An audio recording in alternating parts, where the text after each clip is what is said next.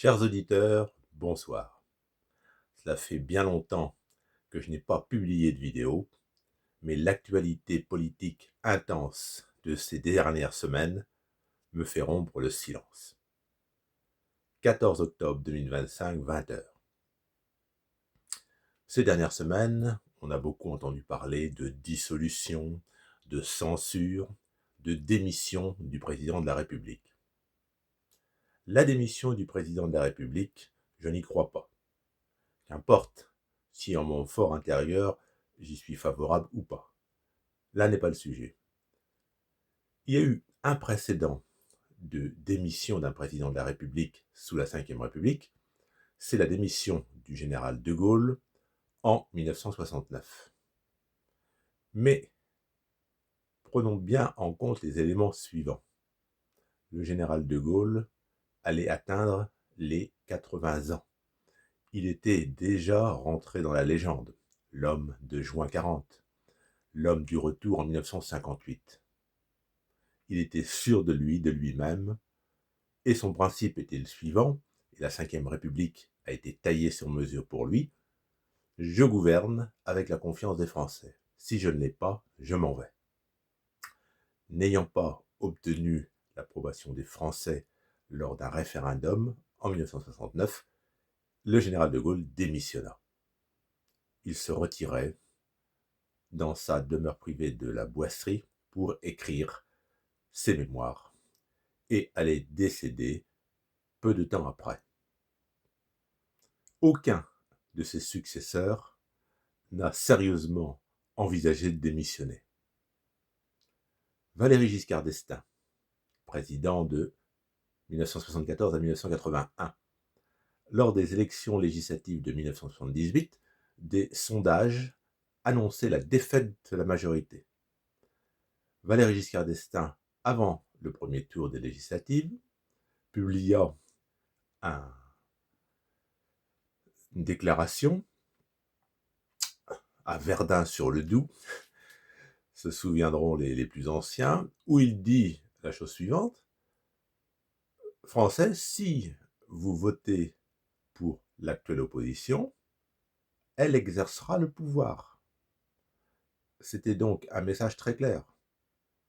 Valéry Giscard d'Estaing, après avoir rappelé selon lui les dangers d'opposition, disait aux Français: si vous choisissez cette opposition, elle gouvernera. Sous-entendu, j'appellerai un Premier ministre de cohabitation.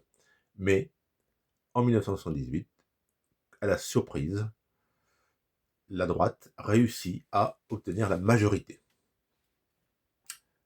Les successeurs de Valéry Giscard d'Estaing, François Mitterrand et Jacques Chirac, eux, vivront la cohabitation. Donc, imaginez qu'Emmanuel Macron, qui est un jeune homme, surtout en politique, qui est loin d'avoir 50 ans, pourrait démissionner, ça ne se fera jamais. Jamais. Emmanuel Macron veut absolument terminer son deuxième quinquennat pour ensuite aspirer à des responsabilités internationales de haut niveau. Il les aura ou il les aura pas, je n'en sais rien. Mais ce qui est sûr, c'est qu'il ne démissionnera pas, parce que démissionner, c'est un aveu d'échec. Pour parler un petit peu de façon triviale, c'est être grillé.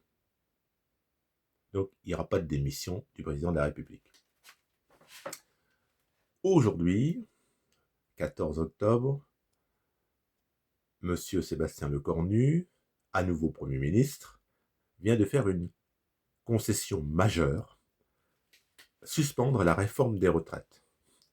Et dans la foulée, le Parti socialiste, qui réclamait notamment cette mesure, annonçait qu'il n'allait pas censurer le gouvernement. Donc, pas de censure dans l'immédiat pour le gouvernement de Sébastien Lecornu. Et donc, pas de dissolution de l'Assemblée nationale par le président de la République. En réalité, quand vous regardez un petit peu les choses, alors, je ne parle pas de l'intérêt des Français ni de l'intérêt de la France, je parle de l'intérêt de ceux qui nous gouvernent, de ceux qui sont attachés à leur poste. Le Parti socialiste, en ne censurant pas le gouvernement, a beau jeu de dire « nous pensons à l'intérêt des Français en priorité, à l'intérêt du pays ». À partir du moment où nous avons obtenu ce que nous réclamions, on va voir, on va laisser vivre ce gouvernement. Sachant que les socialistes, comme tous les autres, ont l'œil rivé sur l'élection présidentielle de 2027. C'est dans, allez, 1 an et demi, parce que on est en octobre 2025. Dès le mois de novembre, vous le savez comme moi, on va parler des premiers marchés de Noël, des jouets de Noël qui vont débarquer dans les magasins. Novembre, ça y est, on va parler de la fin de l'année. Tout le monde le sait. Et puis, il y aura des facteurs de diversion, l'entrée en prison de Nicolas Sarkozy, le verdict du procès Jubilard, tout ce qu'il faut pour détourner l'attention. Nous voilà au mois de janvier 2026. Janvier 2026. Allez, on reparlera un petit peu de la guerre en Ukraine. Et puis, ce sera la campagne pour les élections municipales de mars 2026. Et au sortir des municipales, alors là, ça y est, il reste 1 an avant la présidentielle de 2027, et ça va être le grand jeu des candidats qui va commencer. Le Parti socialiste a bien joué le coup, faut l'admettre. Arrive 2027. Si le gouvernement Lecornu tient jusque-là, est-ce que ce sera le cas? Je n'en sais rien, mais s'il tient jusque-là, le candidat du Parti socialiste ou un proche, je pense à M. Glucksmann, qui n'est pas adhérent du Parti socialiste, mais qui est adhérent de Place Publique, un parti ami du Parti socialiste. M. Glucksmann peut être candidat soutenu par le Parti socialiste. Et le langage, à ce moment-là, du candidat sera tout simple. Ce sera de dire, avec notre participation au gouvernement Lecornu, nous avons obtenu du progrès pour les Français. Et il est incontestable que les 3,5 millions de Français qui vont bénéficier de cette suspension de la réforme des retraites s'en souviendront en 2027. Et le Parti socialiste pourra ajouter, nous nous présentons à la présidentielle de 2027, avec comme candidat Glucksmann, c'est une hypothèse bien entendu personnelle, en disant, nous avons fait de notre mieux en participant au gouvernement Lecornu, mais maintenant nous voulons passer à la vitesse supérieure. Si vous nous faites confiance en votant pour notre candidat à la présidentielle, eh bien, avec ce nouveau président, nous ferons beaucoup plus, encore beaucoup plus pour vous, beaucoup, beaucoup, beaucoup plus. Et donc, 2027, chacun le sent, il y aura un duel entre un ou une candidate et le candidat du Rassemblement national, qui sera peut-être une candidate ou un candidat. Les sondages donnent 35-36% à Marine Le Pen ou Jordan Bardella au premier tour de l'élection présidentielle. Sauf coup de tonnerre, le Rassemblement national sera présent au second tour en 2027. Il reste donc une place à prendre. Alors, cette place de deuxième candidat peut revenir au candidat Glucksmann ou Olivier Faure, c'est à voir, ou bien alors à Jean-Luc Mélenchon de la France Insoumise, ou à quelqu'un du centre, comme Édouard Philippe. Alors, Édouard Philippe, moi je le sens pas très très bien, parce qu'il me fait penser à Édouard Balladur en 95. Édouard Philippe, ça fait maintenant plusieurs années qu'il est donné comme grand favori, et partir de très loin, être grand favori, le jour de l'élection, on risque de déchanter. Mais, bien que le score du Rassemblement national soit élevé, 35-36%, en réalité, c'est pas tant que ça, en fait. Je me souviens, c'est le propre des anciens, de l'élection de 1974. Au premier tour, le candidat du Parti socialiste et candidat unique de la gauche, le Parti communiste et le parti radical de gauche s'étaient ralliés à la candidature de François Mitterrand. François Mitterrand obtint au premier tour en 1974 43,3%. C'est beaucoup plus que les 35-36% du Rassemblement national. Parce que dans le contexte actuel, où on en pense qu'on en veut, mais il est incontestable qu'il y a une forte immigration incontrôlée, qu'il y a des problèmes de pouvoir d'achat, qu'il y a des problèmes de délinquance.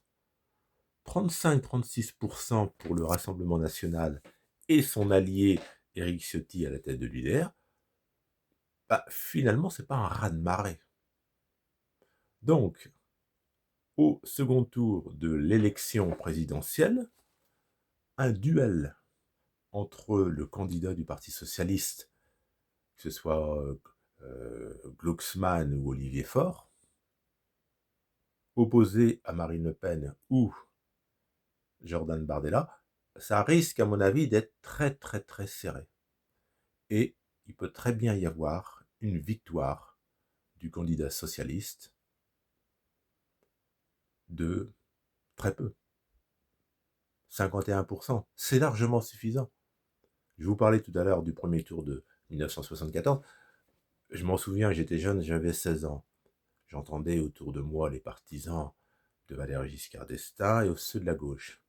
Les candidats qui soutenaient François Mitterrand, pas les candidats, les électeurs que je pouvais entendre au lycée, dans ma famille, qui étaient en faveur, certains, de François Mitterrand, ils exultaient. Ils se disaient, mais 43,3%, c'est énorme, c'est considérable.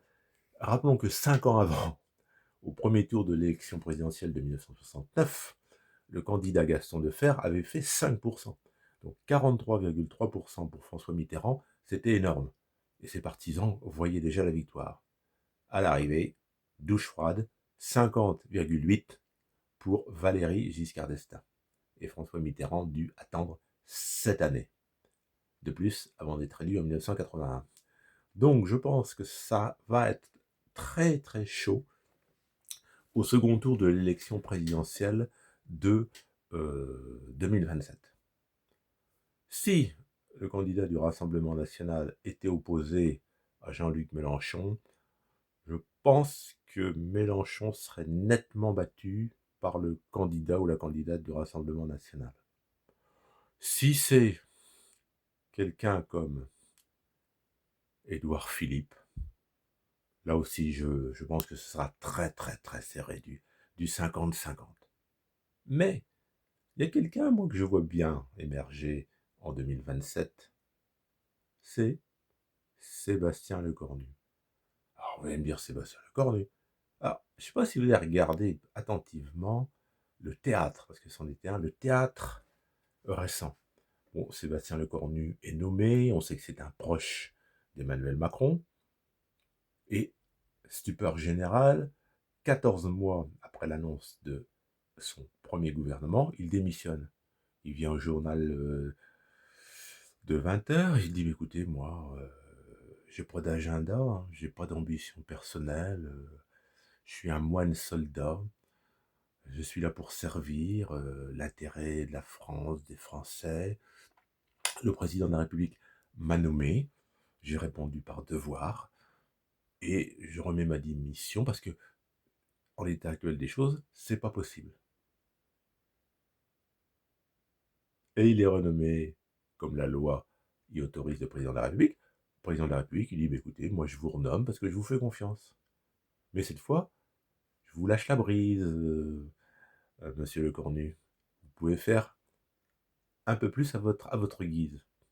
Alors, le résultat, c'est que le parti Les Républicains est complètement tiraillé dans cette affaire, parce qu'il participait au premier gouvernement Lecornu.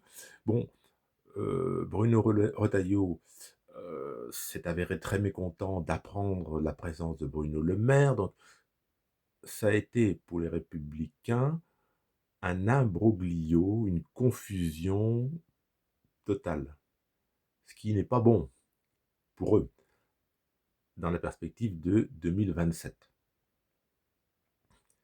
Et Sébastien Lecornu, si son gouvernement tient jusqu'à 2027, c'est pas gagné, mais ça peut être possible parce que j'ai la conviction que le Parti socialiste est très content d'attendre 2027 et l'élection présidentielle. Je fais le pari, c'est un pari personnel, que le Parti socialiste ne censurera pas le gouvernement Lecornu d'ici 1 an et demi. Alors, vous allez me dire, 1 an et demi, c'est beaucoup. Oui et non. Le premier ministre, M. Barnier, après la dissolution de 2024, il a tenu 3 mois. Le deuxième, M. Bayrou, il a tenu 9 mois. Je pense que Sébastien Lecornu 2 peut tenir 18 mois. C'est mon opinion personnelle, qui n'engage évidemment que moi. Et donc, Sébastien Lecornu, s'il tient jusqu'au premier tour de l'élection présidentielle, les sondages risquent d'être en sa faveur. Il sera le Premier ministre qui a su faire une synthèse des différents courants de l'Assemblée nationale, dans l'intérêt de la France et des Français, bien évidemment. Et si les sondages lui donnent 13-14% au premier tour, il sera candidat. C'est le candidat naturel d'Emmanuel Macron qui, lui, ne peut pas se représenter en 2027. Et donc, il se présentera, Sébastien Lecornu, en disant « Je n'ai pas d'agenda, je n'ai pas d'ambition personnelle. Simplement, je souhaite continuer ce que j'ai fait à la tête du gouvernement pendant 1 an et demi.